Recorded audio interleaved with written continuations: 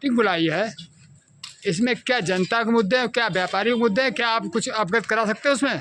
थोड़ा प्रकाश डालिए जी। कुछ जनता, पहले अपना परिचय दीजिए। मैं कंचन गुप्ता, उत्तर प्रदेश उद्योग व्यापार मंडल बहादुर इकाई का अध्यक्ष हूँ जी। अब आप बताइए, इसमें जो आज आपने प्रेस कॉन्फ्रेंस बुलाई है, इसमें आपने अपने व्यापारियों के मुद्दे रखना चाहते हैं या जनता के मुद्दे हैं? जी बताइए। कुछ मुद्दे हमारे व्यापारियों के भी हैं और सबसे ज़्यादा हमारी जनता के मुद्दे हैं, जनहित के मुद्दे हैं। जैसे बिजली, ऑनलाइन व्यापार और कुछ नए उद्योग ना लगना। हमारी सरकार, माननीय प्रधानमंत्री जी, माननीय मुख्यमंत्री जी अभी 14-15 साल, लगभग 12-13 साल जो शासन करते हो गए हैं, मुझे नहीं लगता अभी कोई नए उद्योग लगे हों और जनहित में कोई नौकरियां उनके लिए दी गई हों। हमारा युवा जो देश का है, हमारा भारत युवाओं का देश है और 1.5 अरब जनता का देश है। इसमें हमारे युवा बहुत हैं। इन युवाओं के लिए कोई भी नौकरी नहीं है और न कोई उद्योग नए लगाने का प्रस्ताव होता है। इसमें मैं अपने प्रधानमंत्री से कहना चाहूँगा कि वो ऑनलाइन व्यापार जो चल रहा है इस समय, जिससे हमारे छोटे मझोले व्यापारी बहुत परेशान हैं और मीडियम व्यापार समाप्त होने की कगार पर खड़ा है। मैं अपने प्रधानमंत्री और माननीय मुख्यमंत्री से अनुरोध करता हूं कि अगर या तो उसको बंद करें, अगर ना बंद कर सके तो उस पर कम से कम 20% GST अलग से लगाने का कष्ट करें, जिससे कि आम जनता को, जो छोटे छोटे व्यापारी हैं, उनके रेट का और GST के जो ऑनलाइन के व्यापार के रेट का एक समानता आ जाए और हमारा जो घर पर जो खरीदना चाहता है भोक्ता, वो सड़कों पर आए और व्यापार की शोभा बढ़े और सड़कों पर मालूम दे। जो सन्नाटा पसरा हुआ मेन मार्केटों में, बाहर निकल कर जनता आए और व्यापार को बढ़ावा दे। ऑनलाइन की वजह से हमारे देश का व्यापार चौपट हो रहा है और जिसमें छोटा व्यापारी बहुत प्रभावित है, जो बर्बादी के कगार पर खड़ा है। कोई बैंक के लोन से कर रहा है काम, कोई उधारी से कर रहा है काम, अब बहुत परेशान है। इसके लिए मैं अनुरोध करता हूँ अपने माननीय प्रधानमंत्री जी से और माननीय मुख्यमंत्री जी से इस पर विशेष ध्यान दें। एक दूसरा ये कि हमारे देश में जो प्रीपेड बिजली लगाई जा रही है, जिससे आए दिन हमारा व्यापारी, हमारा समाज बहुत परेशान है। आज दिन जितना पैसा जमा किया और बिजली बंद, अब उसके बाद वो चक्कर काट रहा है। बिजली के बिलों में गड़बड़ी, बिजली में इतनी परेशानी है कि अधिकारी सुनते ही नहीं। तो प्रीपेड जो लगाए जा रहे हैं मीटर, इनको बंद किया जाए और सामान जो पहले प्रक्रिया चल रही थी उसको चालू किया जाए। पोस्टपेड और प्रीपेड की वजह से बहुत परेशानी, आए दिन लाइट मतलब रात में हम सो रहे हैं। नहीं तो आप प्रीपेड चाहते पोस्टपेड चाहते? प्रीपेड वाले हटाए जाए कि प्रीपेड से हम तो जितना पैसा डाल देते हैं और ख़त्म हो गया, उसके बाद हम लाइट बंद कट।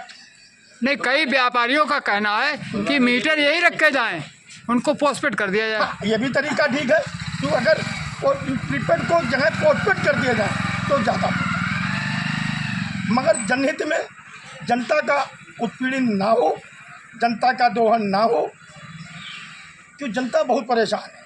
महंगाई से बचाई परेशान है, ऊपर से जब बिजली विभाग बहुत परेशान करता है, इसको सुधारा जाए, बिजली प्रक्रिया को सुधार। और सबसे बड़ी बात तो पूरे देश में हर जगह बिजली सस्ती है, पर हमारे उत्तर प्रदेश की बिजली सबसे महंगी है ना। ये क्या कारण है? क्यों? चाहे उत्तरांचल की बिजली हो, चाहे आपकी आसपास की जहाँ बिजली हो दिल्ली में हो, मगर सबसे महंगी अगर बिजली है तो सिर्फ यूपी में। इसको रेट दरें कम की जाए, जिससे जनता को राहत मिले।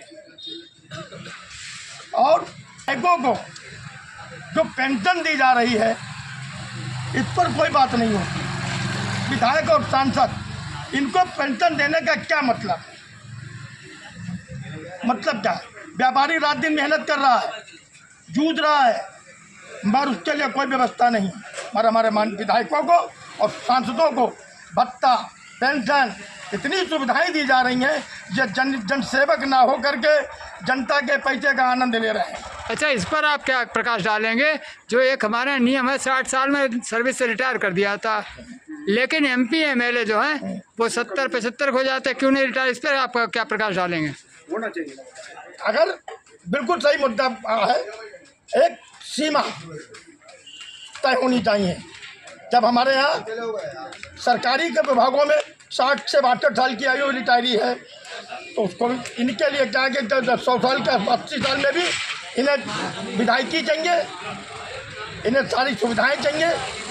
ऐसा क्यों? हमारे देश का संविधान इस टाइप से नहीं चलना चाहिए। इसमें संशोधन होना चाहिए। बिल्कुल संशोधन होना चाहिए।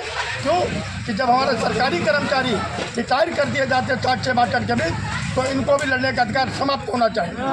और स्वच्छ राजनीति के लिए किसी भी गुंडे को, किसी भी इस टाइप के व्यक्ति को टिकट नहीं देना चाहिए जो बाहुबली हो। बाहुबलियों को टिकट देना बंद कर देना चाहिए।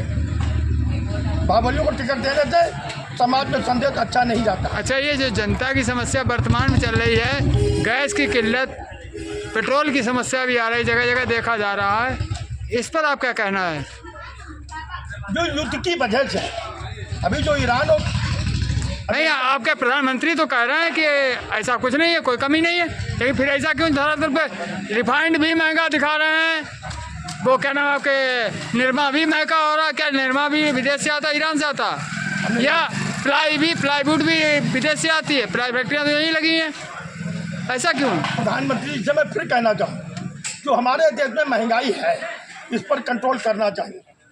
जो हमारे देश की चीज़ें हैं उन पर महंगाई को पकड़ को महंगाई समाप्त करनी चाहिए, और जो भी इस टाइप से कर रहे हैं उनके लिए खिलाफ कार्रवाई करनी चाहिए। हर चीज़ में 10-10, 15-15 रुपये बढ़ा दिए एक बार में, क्या जनता कहाँ तक झेल पाए? उसकी इनकम तो वही है। हमारे छोटे व्यापारी की इनकम नहीं है। एक ठेला वाला 500 रुपये जब पैदा करता है और एक सरकारी कर्मचारी 2000 रोज की तनख्वाह पाता है, तो उसका भी मूल्यांकन कैसे होगा? 500 कमाने वाला भी व्यक्ति और कहाँ 2000 कमाने वाला, तनख्वाह पाने वाला पर डे की व्यक्ति, उसके बीच की जो संतुलन है वो हम सरकार से चाहेंगे उस संतुलन को बनाने की कोशिश करें।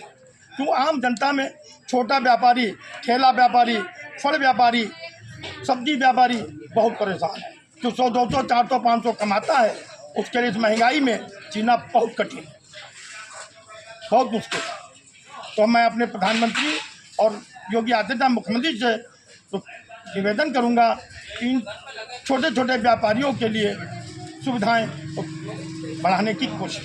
अच्छा, मान लीजिए इस पर कार्रवाई नहीं होती, तब आप क्या करेंगे? ये जनहित में हमारे देश की जनता को आगे आना चाहिए, धरना प्रदर्शन करने चाहिए, और जब तक जनता नहीं जगेगी, जिसे जगने का जनता का पूर्ण अधिकार है लोकतंत्र में कि वो अपने हक का इस्तेमाल करे, अपनी आवाज़ को बुलंद करे और सरकार तक मीडिया के माध्यम से, लोकतंत्र के मंदिर में मीडिया के माध्यम से अपनी बात को सरकार तक पहुंचाने का कष्ट करे, जिससे कि